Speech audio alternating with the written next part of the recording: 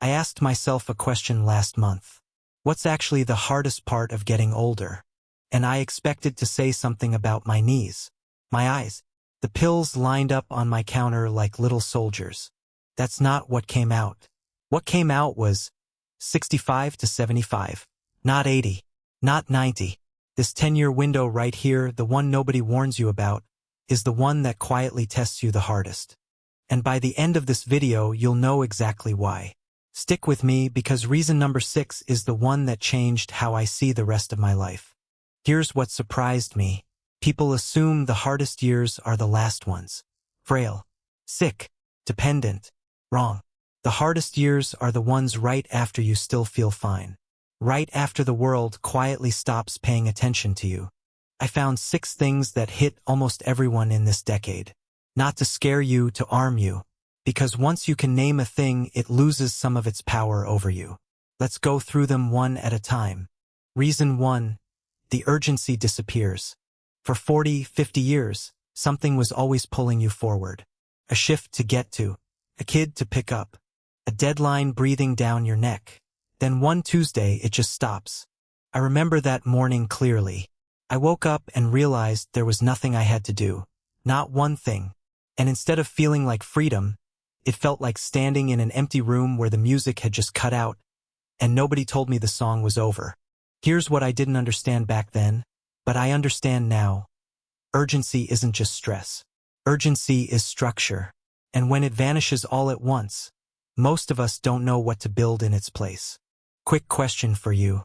When's the last time your week actually had a shape to it? Type it in the comments. I want to know. Reason 2. You get seen less. This one's harder to admit, so bear with me. Somewhere in this decade, people stop really looking at you. Not out of cruelty, just quicker eyes, less curiosity. I'd start telling a story at dinner and watch a phone light up across the table. That's a strange kind of invisible. But here's the twist, and this is the part that actually fixed it for me. I stopped waiting to be noticed. I started noticing other people instead. The kid bagging my groceries. The neighbor walking her dog. I started asking real questions and actually listening to the answers. And something happened I didn't expect. The more attention I gave away, the less invisible I felt. Being seen, it turns out, sometimes starts with seeing. Reason 3. Your circle thins out. Nobody prepares you for this one. So much of your social world was built on things that eventually end. A job, a neighborhood, raising kids. When those things go, some friendships quietly go with them. And then there's the harder version. The friends you lose for good. I lost a friend of 42 years, 2 winters ago. We used to argue about baseball on his porch every single Sunday. Now Sundays just sit there unclaimed. Here's what I've learned, though. You can't replace people like that. You're not supposed to. But you can still let new people in even later than you think you're allowed to. I made a new friend at 71. 20 years younger than me. Met at a community garden of all places. Loneliness doesn't check your age before it knocks. So don't check yours before you answer the door. Reason 4. Your body starts negotiating. Nobody tells you this part plainly. Your body doesn't fail you overnight in this decade. It starts negotiating with you. It used to just do what you asked. Climb the stairs.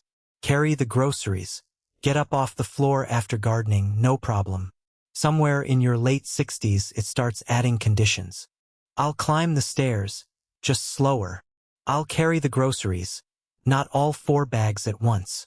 For a while, I treated every one of those negotiations like a defeat, like betrayal. But I don't see it that way anymore. It's not betrayal. It's your body asking for a different kind of partnership. Less command, more conversation. Listen earlier, push less. And strangely, you get more good days that way, not fewer. Reason 5. The grief that never fully leaves. By this stage, almost everyone is quietly carrying something. A spouse, a sibling, a version of life that didn't turn out the way it was supposed to. And here's the part that surprised me most. This grief doesn't announce itself. It just lives alongside the ordinary stuff. You're folding laundry, and suddenly you're thinking about your mother.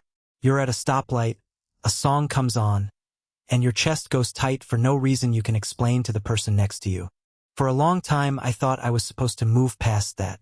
Now I think that's the wrong goal completely. I stopped trying to move past the people I've lost. I started trying to move with them instead. That didn't make the grief disappear, but it made room for two things to be true at once, that I miss people and that I can still laugh at dinner tonight. Reason 6. The question underneath all of it. This is the one that hit me hardest. And I think it's the one sitting underneath every other reason on this list. For most of my life, I knew exactly who I was, because people needed something from me. I was the one who fixed things, the one people called when something went wrong. Then that ended, and I had to ask myself a question I'd never had time to ask before. Who am I when nobody needs anything from me? That sat with me uncomfortably for the better part of a year. I tried to outrun it with busyness at first. Errands, projects, anything to avoid the silence. But eventually I stopped running and just sat with the question.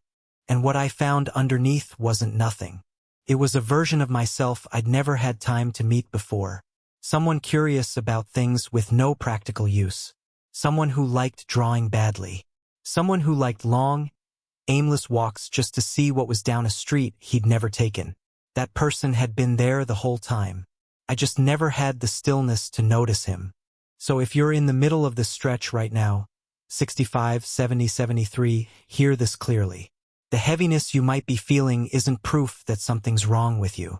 It's proof that you're standing in the part of life that asks the most of us, quietly, without ever announcing itself as hard.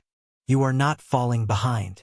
You are doing the slow, unglamorous work of becoming someone new, inside a life that looks, from the outside, like it's slowing down. So tell me, out of all 6 of these, which one hit closest to home for you? The disappearing urgency, the thinning circle, or that question at the end, who are you without the role? Comment below. I read every single one. And if you know someone standing in this decade right now, send them this video. Sometimes the kindest thing we can do for each other is simply say, I see you, and you are not going through this alone. Subscribe if this found you where you are. Next week, I'm going deeper on reason 6 and how to actually meet that quieter version of yourself. See you then.